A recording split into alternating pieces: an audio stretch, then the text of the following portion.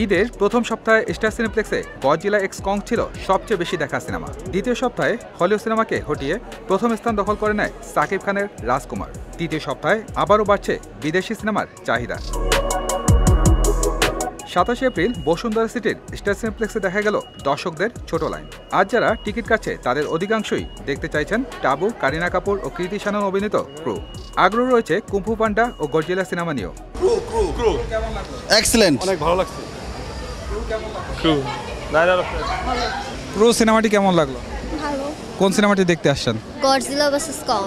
অনেক ভালো লেগেছে। ভালো, অনেকদিন পর ইন্ডিয়ান একটা ভালো মুভি দেখলাম।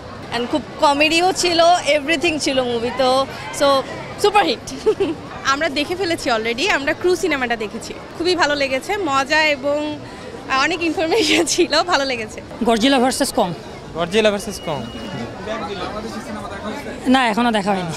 গডজিলা এক্স কং, এটা খুবই আমার অনেক ইচ্ছা ছিল দেখার। এটা সবগুলো সিরিজ আমার দেখা শেষ অলরেডি। মানে কারিনাকে খুব ভালো লাগে, কারিনা কাপুরকে, সো এই জন্য এখানে কারিনার জন্য ক্রু সিনেমা দেখতে আসা। ক্রু ভালো ছিল, তিনজনের অভিনয় ভালো ছিল। এছাড়া বাকি যে অ্যাক্টর আর অ্যাক্ট্রেস ছিল ওদের ছাড়া ওরাও ভালো অভিনয় করেছে এবং এটা একটা কমেডি মুভি ছিল, এনজয় করেছি। আমি এই যে আর হচ্ছে জেসমিন। দেশি সিনেমাও প্রদর্শিত হচ্ছে স্টার সিনেপ্লেক্সে। সেগুলোর মধ্যে রাজকুমার সিনেমাটির চাহিদাই বেশি। আমি হচ্ছে রাজকুমার দেখতে আসছি। রাজকুমার কেন?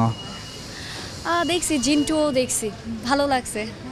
আমি রাজকুমার দেখতে এসেছি। সাকিব খান আমার পছন্দের নায়ক, ওর মুভি না দেখলে তো হবেই না।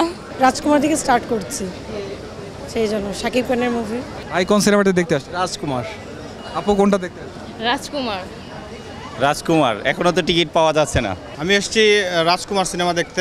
একটা বাংলা সিনেমা দেখতে আসছি, রাজকুমার। ওয়ালটন ফ্রিজ কিনে অনেকের মতো আপনিও হয়ে যেতে পারেন মিলেনিয়াল। সেরা পণ্যের সেরা অফার।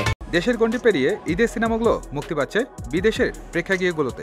এখন দেখার অপেক্ষা দেশের বাইরের দর্শকরা সিনেমাগুলোকে কিভাবে গ্রহণ করে। সজল খান, বিজয় টিভি, ঢাকা।